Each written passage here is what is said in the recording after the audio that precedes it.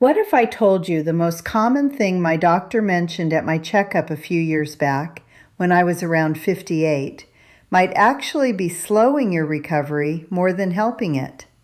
I see it talked about everywhere. Women my age walk faithfully, elevate their legs, wear the compression socks, and still end up with cold feet, that stubborn swelling that won't budge, and the kind of burning pain that makes you avoid the stairs. And I understand why that worries me now. The truth is, it's not just discomfort. Poor circulation isn't something to ignore after 60. It can quietly affect your healing, your mobility, and your confidence. And that's something I learned from watching my mother, Patricia. She lost her independence faster than anyone expected. One day she was active, the next, everything changed. That became my wake-up call, and I made a promise to myself. I was not going to let that happen to me. Here's what I realized. Poor circulation isn't just cold toes. It's blood that's not moving down to your feet and back up to your heart the way it should. After 60, arteries can tighten, veins weaken, and blood starts pooling in the lower legs. It's one of the earliest signs that something needs our attention.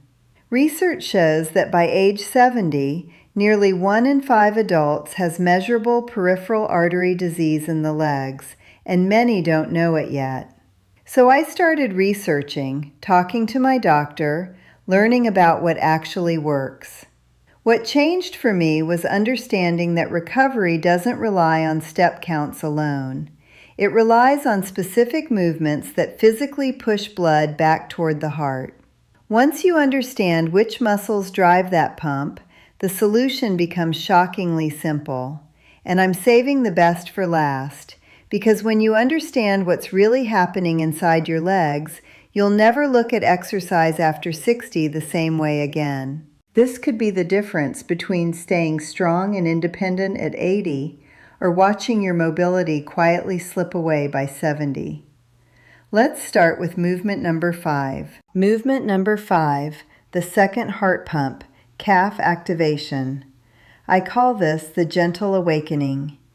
This movement looks almost too simple to matter, but what I've learned from the research and from conversations with physical therapists who work specifically with people in their 60s and beyond changed how I think about it entirely. This is one of the first movements doctors recommend after surgery or when circulation is slow and sluggish. Here's why it matters more than you might think. Your calves contain what's called the venous muscle pump. I like to think of it as your body's second heart.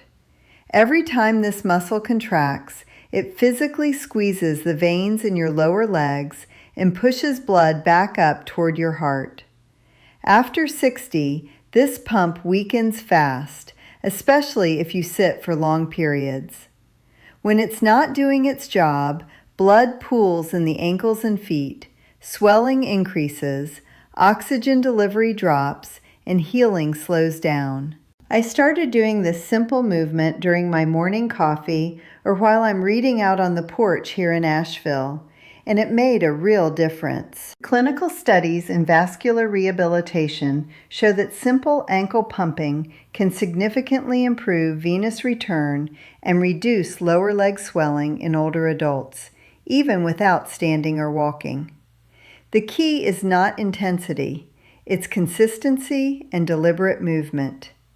To perform this correctly, sit in a chair with your feet flat on the floor. Lift your toes toward your shins while keeping your heels down. Then press your toes into the floor and lift your heels, like you're gently stepping on a gas pedal. That's 1 repetition. Move slowly and with control. Aim for 20 to 30 reps, 2 or 3 times per day. You can do this while watching TV, reading, or sitting at the kitchen table. This movement restores a pumping action that walking alone often fails to activate strongly enough after 60. Walking relies on momentum. Ankle pumps create deliberate contractions that move stagnant blood out of the lower legs. That means warmer feet, less swelling, and reduced pressure on fragile veins.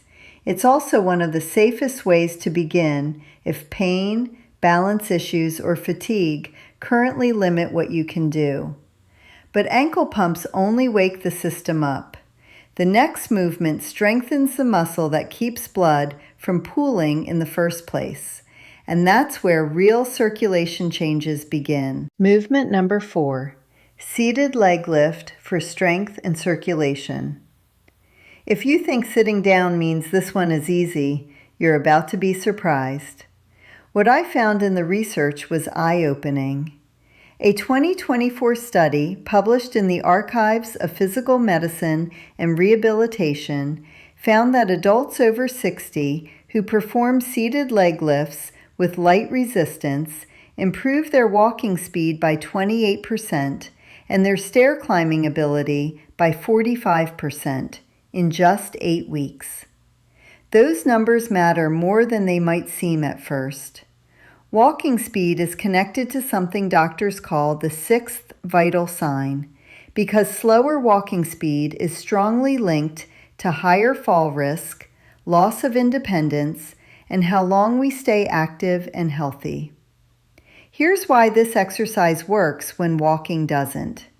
Seated leg lifts target your quadriceps and hip flexors at the same time while forcing your core to stabilize your body. These are the exact muscles that keep your legs working when you stand, climb stairs, or rise from a chair. Traditional walking barely challenges them enough to stop the natural decline that comes with age. And when those muscles contract, they don't just build strength, they squeeze the big veins in your thigh and help drive blood back up to the heart, reducing pooling in the lower body. To do this correctly, sit tall in a sturdy chair with your back pressed firmly against the seat and both feet flat on the floor. Slowly lift one leg straight out in front of you, keeping the knee as straight as comfortable. Hold for 2 seconds, then lower slowly without letting your foot drop. That's 1 rep. Do 10 to 15 reps on one leg, then switch sides. The detail most people miss is posture. Keeping your back against the chair prevents momentum and forces the right muscles to do the work. That's where the circulation benefit comes from. As this gets easier, add light resistance, ankle weights, or a resistance band. Even 1 or 2 pounds makes a difference.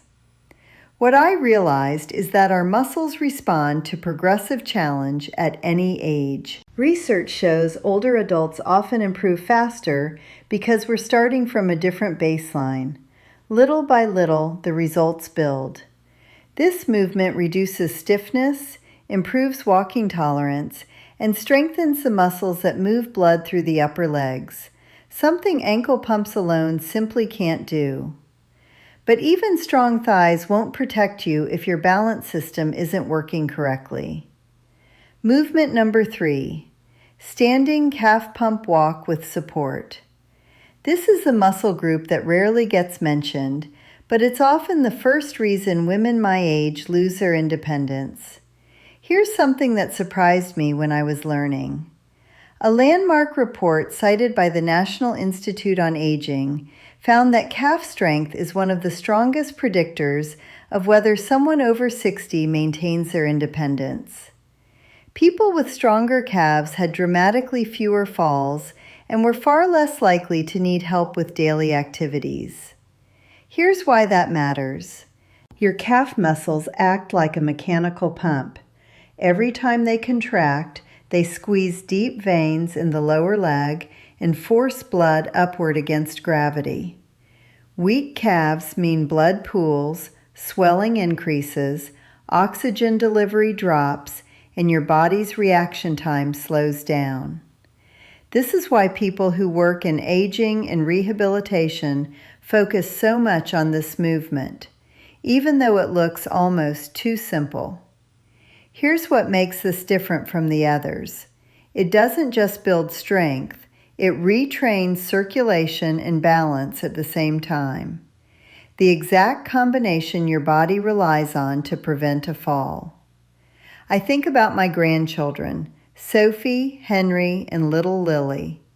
They remind me every single day why staying strong and steady matters. I want to be the grandmother who can keep up with them, who can move confidently and joyfully. That's what keeps me consistent. To perform this exercise correctly, stand behind a chair or countertop and hold on lightly. Rise up onto the balls of your feet, lifting your heels as high as comfortable. At the top, pause for 2 to 3 seconds while looking straight ahead, not down. Then lower slowly, taking about 3 seconds to come back down. The key here is the tempo. That brief pause at the top is where the real work happens. It forces your balance system and calf muscles to fire together, exactly what happens when you catch yourself during a stumble. Start with 10 repetitions. Work up to 20 or 25 as strength improves.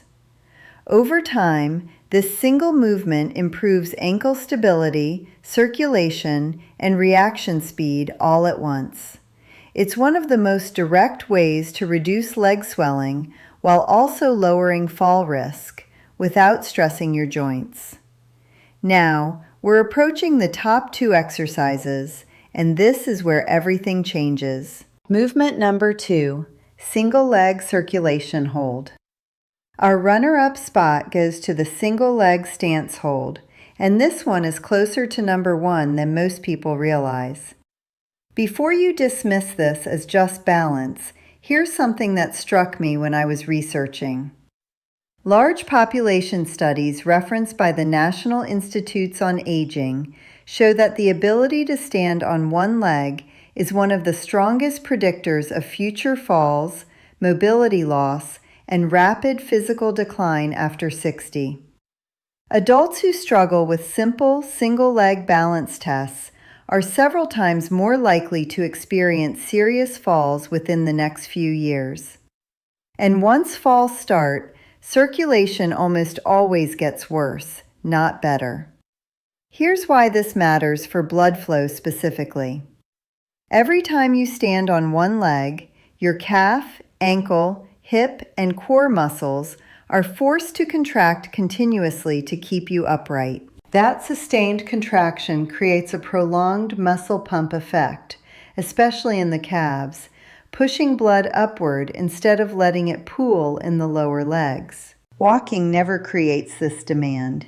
You're only on one leg for a fraction of a second. Single leg stance holds force the pump to stay engaged.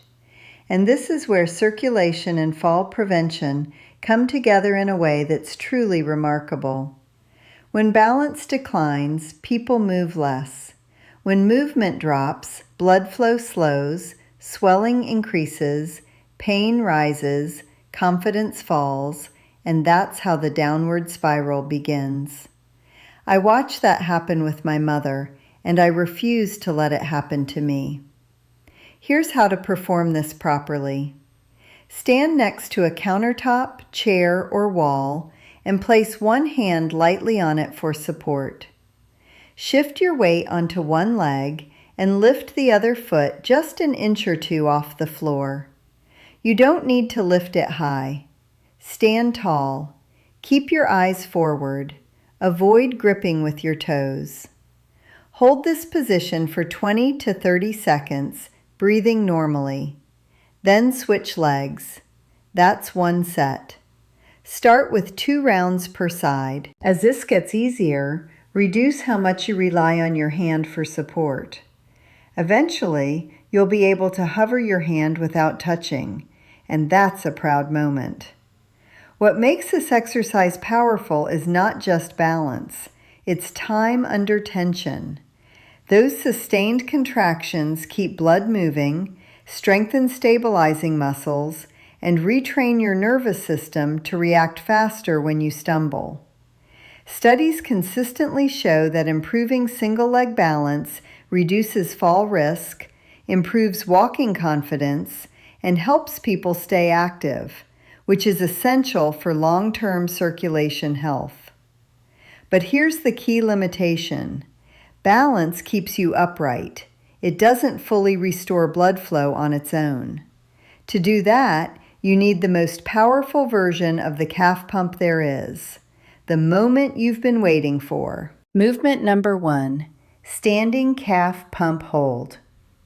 The number 1 spot goes to the standing calf pump hold.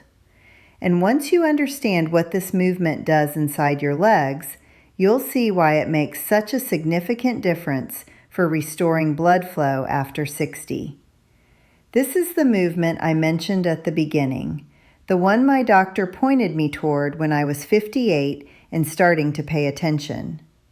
This exact movement shows up again and again in recovery programs around the world because no other exercise activates the calf muscle pump as powerfully, as safely, or as consistently after 60. This is the most direct way to move blood out of the lower legs and back toward the heart, without medication, machines, or anything high impact. Here's why it works. Your calves aren't just muscles, they're pressure pumps. When you rise onto your toes and hold that position, those muscles squeeze the deep veins in your lower legs and physically drive blood upward against gravity. The hold is what makes the difference. It keeps the pump engaged long enough to overcome pooling, swelling, and sluggish return flow. Walking doesn't do this. Ankle pumps prepare the system. Single leg stance trains your control. But heel raises with a hold actively move blood and keep it moving. Here's how to do it properly. Stand behind a chair or countertop and hold on lightly for balance. Place your feet hip-width apart. Slowly rise up onto the balls of your feet, lifting your heels as high as comfortable. Now pause. Hold the top position for 3 to 5 seconds while breathing normally and looking straight ahead. Then lower slowly, taking about 3 seconds to come back down. That's 1 repetition. Start with 8 to 10 reps. Over time, work up to 15 or 20 with control. The key here is the hold. That's where the magic happens. This sustained contraction keeps the calf pump fully engaged, improves venous return, reduces swelling, and retrains the muscles your body relies on when you catch yourself during a stumble. I started this at my turning point, which was really at 60, just after I retired from my 33 years in education administration back in 2018. I decided I wasn't going to be like my mother. I wasn't going to let myself slip quietly into fragility. So I started. Little by little, these movements became part of my life. David noticed. My daughter Emily noticed when she visited from out of town. But more than anything, I felt it. The swelling settled down. My ankles felt more capable. I could take the long walks I love on the trails here in Asheville without that heavy, tired, defeated feeling afterward. I could play with Sophie and Henry and Lily without bracing myself. I could move through my days with something I'd been missing, a quiet confidence. And that feeling, that sense of being at home in your own body, is worth more than anything. What I want you to know, and what I truly believe, is this. It doesn't have to be extreme. You don't need a gym, a trainer, or a perfect plan. You can start where you are, right now, today. These 5 movements restore circulation, reduce swelling, and protect your independence. Walking is wonderful. Please keep doing it. But walking alone leaves critical gaps. It doesn't fully activate the muscle pumps that move blood out of your legs, and it doesn't train the balance systems that prevent falls. These 5 movements fill those gaps beautifully. And the best part? They take less than 15 minutes a day, require no equipment, and can be done safely at home while you're watching TV, sitting on the porch, or catching up on a quiet morning. Now, I'd love to hear from you. Which of these exercises surprised you the most? Or which one are you going to start today? Drop a comment below. I read every single one. And before you go, please don't skip the next video on your screen. It reveals one simple movement that works better than walking alone for building leg strength, balance, and joint stability after 60. Most people overlook it because it looks too simple, but the results are real when done consistently and correctly. Watch that next. It could genuinely change how you approach your legs from here on out. Thank you so much for watching. Take care of yourself. You deserve it.